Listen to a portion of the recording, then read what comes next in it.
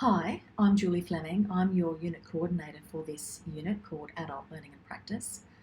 I'm making the assumption that most of you are doing this unit as part of your employment or probation for starting with the institution. Also that maybe you haven't studied for a while or this is your first study at CQU. So that being the case, I'm going to give you an overview of how to navigate and use this Moodle site. It's only around a 5-minute video and I do cover some other things as well, so please stay to the end if you can, it is important. It's important also that you access this Moodle site as a student and not a staff member. So you need to use your student login details to access all the material. If you enter as a staff member, you'll still see the material, but you won't see all of it. So please enter as a student, and obviously you hopefully have done that because you're watching this video. So as mature age students, I also make the assumption that you can work through the material at your own pace. I'll only have 1 or 2 drop-in Zoom sessions where you can meet the other students, but the expectation is that you're all at different levels, so you'll work through the unit on your own, and that's how the design has been set up. That doesn't mean, though, that you shouldn't share your thoughts and reflections in the forums that are available to you. So please do this, it is important. It's an important part for your growth. Basically, the site is broken up into 3 columns, and this column over here on your left is where you find the unit profile. Unit profile has all the information about your assessments, about how you should be working through the topics, and what referencing style, etc. you should be using. So do download that and keep that handy for you. The other important block down here is your assessment block. You'll see assessment 1 and assessment 2. There's 2 assessments obviously for this unit. This is where you will come to actually upload your assessment 1 and 2. Oops, there's a little mistake there. I'll delete that. You won't see that.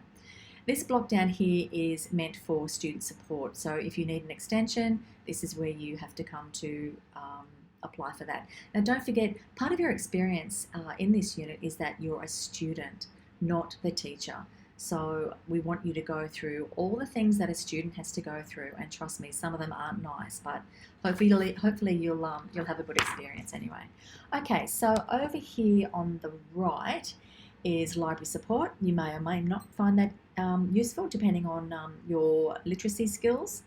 The Academic Learning Centre also run a couple of sessions. We work partner in this unit, so look out for things that they'll be running that are actually quite specific to this unit.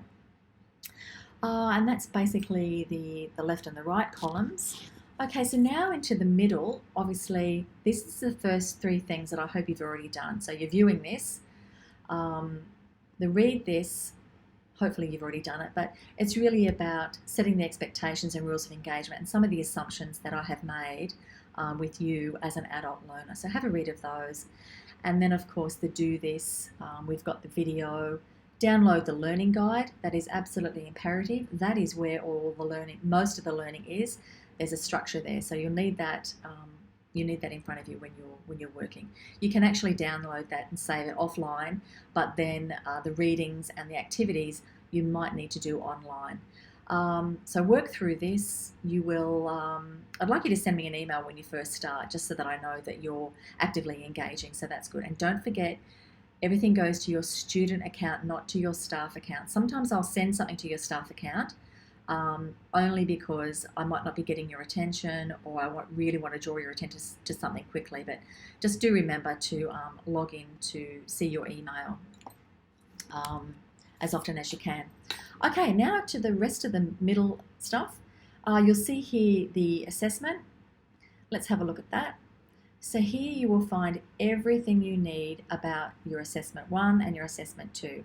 So here is where you will upload your assignment. There's a criteria sheet that you need to have a look at. There's a bit of a video there on how to upload if you haven't used Moodle before. And I've put in an exemplar.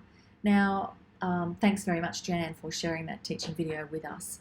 Please do read the criteria associated with your assessment task, or if you have any questions, ask me, because that's what I'm here for.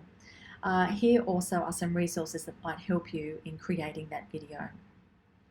And then we have the same for assessment 2, all the information you need, and again, a couple of other exemplars. Then the rest is all organised into topic and week. So actually topic 1 meets week 1, topic 2 is week 2. Let's have a look at topic 3, and the structure is basically the same.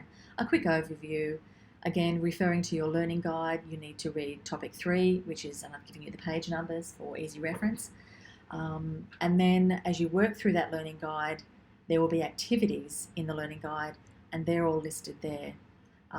They're all in order, the same order that aligns with the activities that are in your learning guide. So there is a fair bit of reading.